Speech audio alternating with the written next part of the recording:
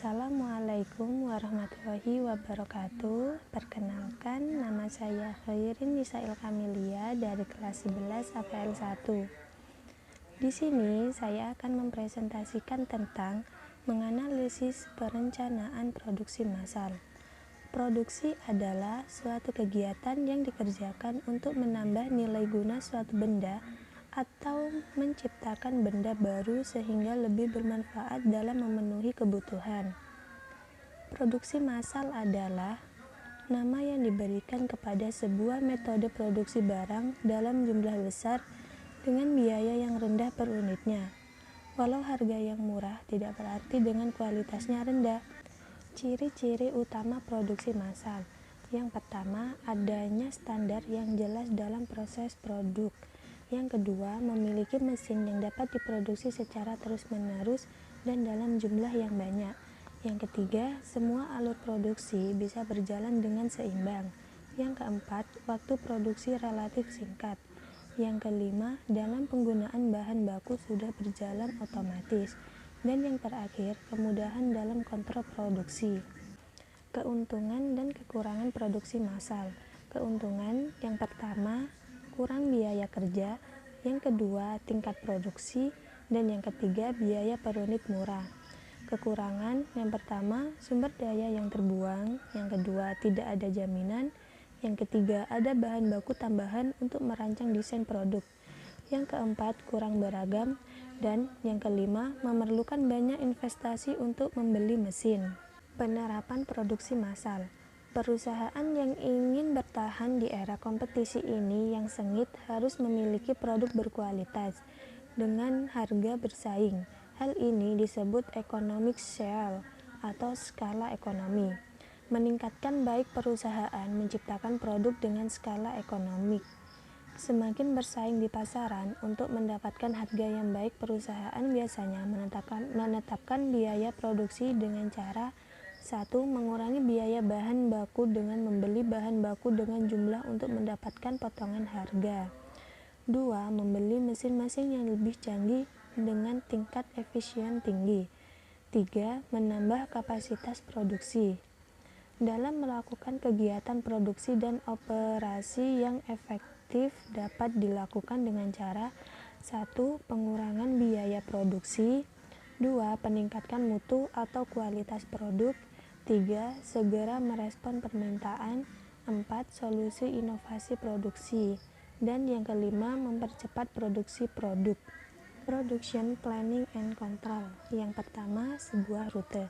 Perutean adalah menetapkan dan menentukan urutan proses produksi dari bahan mentah sampai menjadi produk akhir. Yang kedua, penjadwalan. Penjadwalan adalah menetapkan dan menentukan jadwal kegiatan produksi yang disinergikan sebagai suatu kesatuan dari penjadwalan. Nantinya akan dapat diketahui dan penggunaan waktu pada setiap saat produksi sesuai dengan urutannya. Yang ketiga, pengiriman. Dispatching adalah menetapkan dan menentukan proses pembelian untuk mulai melaksanakan proses produksi yang sah direncanakan dalam peraturan. Tahap perencanaan produksi massal. Yang pertama, tahap desain awal. Yang kedua, tahap desain produk. Yang ketiga, tahap cara pembuatan. Dan yang keempat, tahapan pembuatan. Pengertian perencanaan produksi massal. Perencanaan produksi sendiri merupakan proses menciptakan ide produk serta menindaklanjuti hingga produk diperkenalkan kepada segmen pasar yang dituju. Sedangkan produksi massal dapat diartikan sebagai metode produksi barang dalam jumlah yang besar, tetapi dengan biaya yang lebih rendah.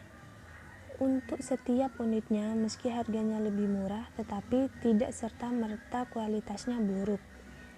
Menganalisis perencanaan produksi massal mencakup berbagai langkah kerja serta perbaikan langkah itu. Langkah-langkah dalam menetapkan skala produksi massal. Yang pertama, menentukan jenis produksi yang akan diproduksi. Yang kedua, kapan kegiatan produksi akan segera dimulai. Yang ketiga, berapa jumlah produk yang diproduksi. Yang keempat, berapa jumlah dana yang dibutuhkan. Yang kelima, berapa jumlah tenaga kerja yang dibutuhkan. Yang keenam, peralatan apa yang dibutuhkan. Dan yang ketujuh, berapa tingkat persediaan bahan baku yang dibutuhkan. Proses perencanaan produksi. Yang pertama, routing. Routing merupakan penetapan dan penentuan urutan proses produk yang berasal dari bahan mentah hingga menjadi produk jadi. Yang kedua, scheduling, yakni penetapan serta penentuan jadwal kegiatan operasi dalam suatu proses produk di mana disinergikan sebagai kesatuan yang utuh. Dan yang ketiga, dispatching, merupakan penentuan proses pemberian perintah dalam melaksanakan operasi yang telah direncanakan ketika routing serta scheduling. Dan yang keempat, follow up, yang penetapan ragam kegiatan supaya tidak ada penundaan serta mendorong terkoordinasinya semua perencanaan operasi dalam proses produksi. Faktor perencanaan proses produksi. Yang pertama, manfaat produk untuk konsumen. Yang kedua, permintaan pasar pada produk tersebut. Yang ketiga, fasilitas operasi dari proses produksi. Yang keempat, potensi pebisnis dalam melakukan usaha untuk mendapatkan keuntungan. Yang kelima, kemampuan melakukan distribusi. Yang keenam, kekuatan pesaing yakni perusahaan lain. Dan yang ketujuh, pengembangan produk di masa mendatang. Beberapa masalah yang bisa menghambat perencanaan produksi massal. Yang pertama, pemesanan bahan produksi. Yang kedua, pengadaan peralatan. Yang ketiga, bottleneck. Dan yang keempat, rekrumen karyawan. Sekian dari saya. Wassalamualaikum warahmatullahi wabarakatuh.